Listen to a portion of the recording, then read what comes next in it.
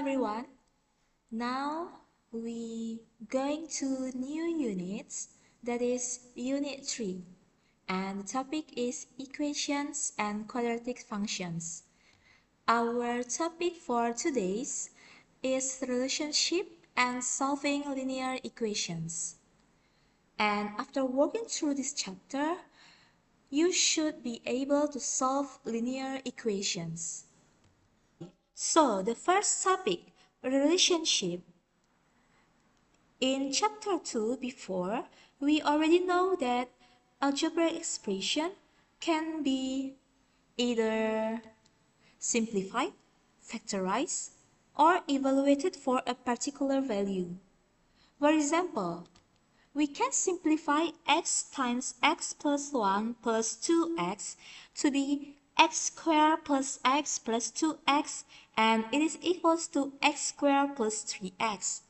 Or we can factorize x squared plus 3x equals to x times x plus 3.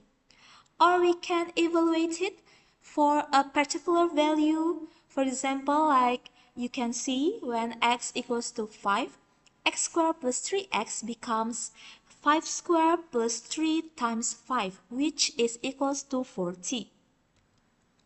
So in this chapter, in this unit 3, we learn about relationship between two expressions. First is equation, which use this equal sign. And last is inequalities, which use these four signs. The first sign means smaller than, the second means bigger than, the third means bigger than or equals to, and the last sign means smaller than or equals to. In algebra, letters take the place of numbers. There are two main situations where this occurs. First is the letter represents a variable, and second, the letter represents a specific unknown value. So for the letter represents a variable, these letters can take various values. For example, is these three equations. And for the letter represents a specific unknown value, the value is already decided. For example, these two equations. Okay, so we will learn about equations, inequalities, and identities. First is an identity. An identity is an equation which is true for all values of the variable. For example, x squared minus x is identical to x times x minus 1. Whatever value we put in the x, these two equations is always the same. That's why they are an identity. Next, an equation may be true for some real values of the unknown. For example, 3x minus 1 equals to 0. We call this an equation because when we put x to some value, they might be true, but when we put x to another value, they are not true. And from this one, 3x minus 1 equals to 0, we can find out that x in this equation, x is equals to 1 over 3. An inequality may be true for a set of values of unknown. So, for example, inequality is x minus 1 bigger than 0. This inequality holds for values of x where x bigger than 1. Another example is x squared plus 1 equals to x squared plus 1 bigger than 0. This inequality is true for all real values of x because x squared is always positive or 0. Therefore, x squared plus 1 is always positive. But you can see that this last inequality, x squared plus 1 smaller than 0, is not true for any real value of x because x squared, which I already said before, is always positive or 0. Therefore, x squared plus 1 cannot be negative. Okay, we continue to the second topic, that is solving linear equations. What is actually a linear equation? A linear equation in X is of the form ax plus b equals to 0, which a did not equals to 0, or can be arranged in this form. In linear equations, the highest power of the unknown is 1. So that means linear equations have one root.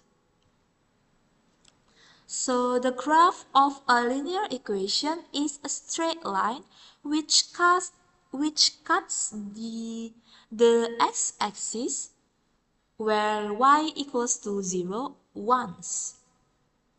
Okay, so how to solving linear equations? The technique is to do the same to both sides.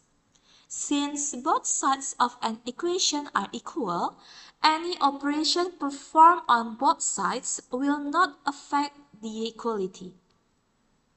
For example, if one side is multiplied by 2, the other side must also be multiplied by 2 to maintain the equality. Let's practice our skills together on a few examples. The first example, solve these equations. As plus 2 equals to x minus 3. So to solve this equation is to find the value of x.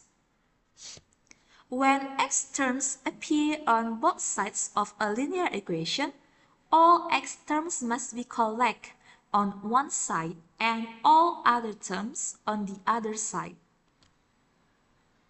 So to collect all x terms on one side, we subtracting x from both sides. So in left hand side, we subtract x, and in right hand side, we also subtract x. And we've got 7x plus 2 equals to minus 3. Okay, to collect all numbers which are constant terms, on the other side, we subtract 2 to both sides.